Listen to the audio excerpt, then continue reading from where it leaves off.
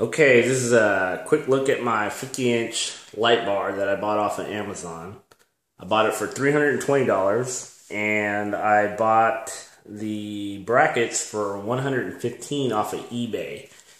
It was a good deal, and I'm very impressed with the light.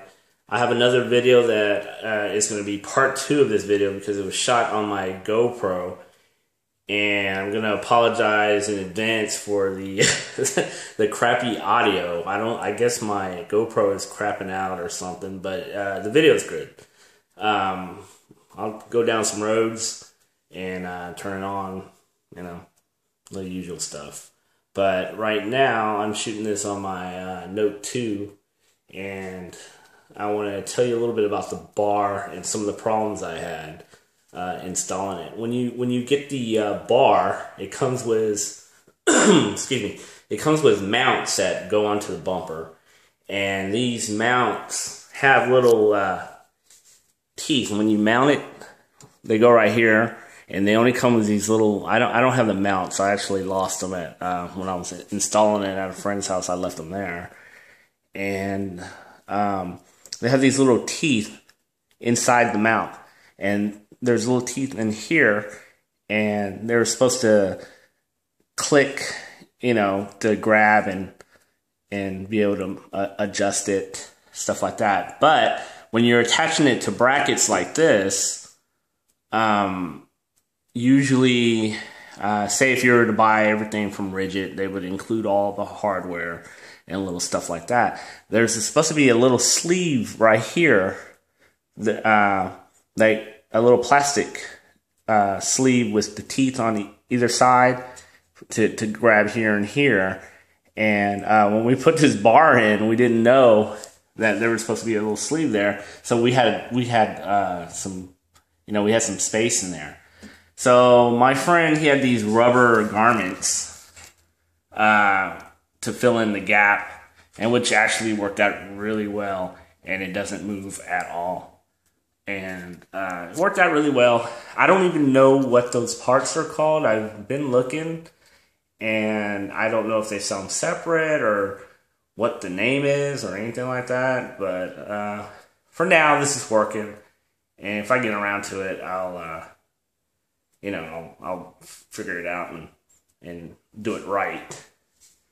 Another thing is this bar is from China, so. For some reason, I've had trouble with screws that I guess the pitch on the thread isn't really, I don't know, done to spec or whatever. And so I had to switch out the screws which fit better into the bar. They get the threading in the bar right, but not on the bolts. That's what's really weird. Another thing is, this one got really good reviews, and one person said that he had condensation behind the glass after it rained really bad, and everybody else didn't say anything, but I got all paranoid, so I picked me up some sealant, and I don't know if you can tell, this is my handiwork here, wherever I thought I saw some gaps, which were just on the sides of either bar, I just sealed it up. And, that was just me, just taking precautions. I would hate to come out and see a bunch of water behind the glass. That would really suck, especially when you just get it. And anyway, so I did that.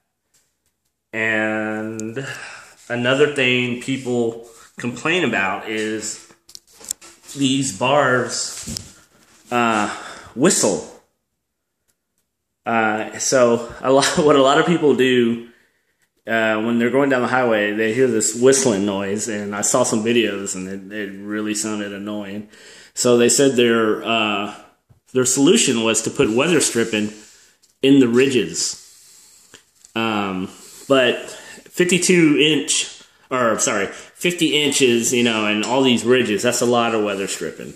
And I wasn't even sure where and how much. So the only solution that I could come up with was put weather stripping on the side.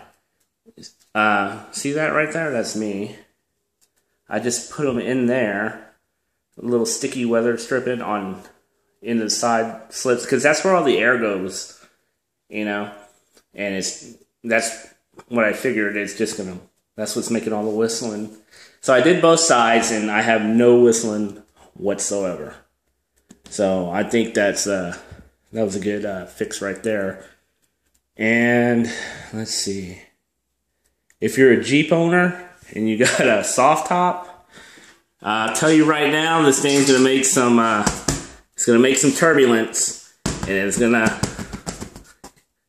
flutter this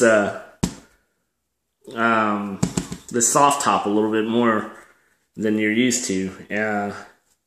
It doesn't bother me. I mean, it isn't that bad, but you do notice it from when you had it before. You know, there was no flutter, but now there is. But like I said, it's not a big deal. But if you had a hard top, you wouldn't even notice it. Okay, one other thing. Before I had this, the light bar, I had these lights. I have a video about these lights. And this is a separate bracket right here.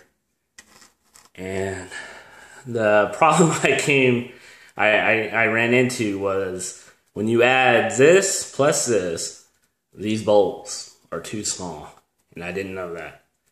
So I had to run down to the auto store and get 2 longer bolts, which they don't bother me a bit. That they don't look like the factory. I don't really mind. Some people might. I don't. I don't know where to pick up longer ones of these, but I had to go down there, and I have these right here.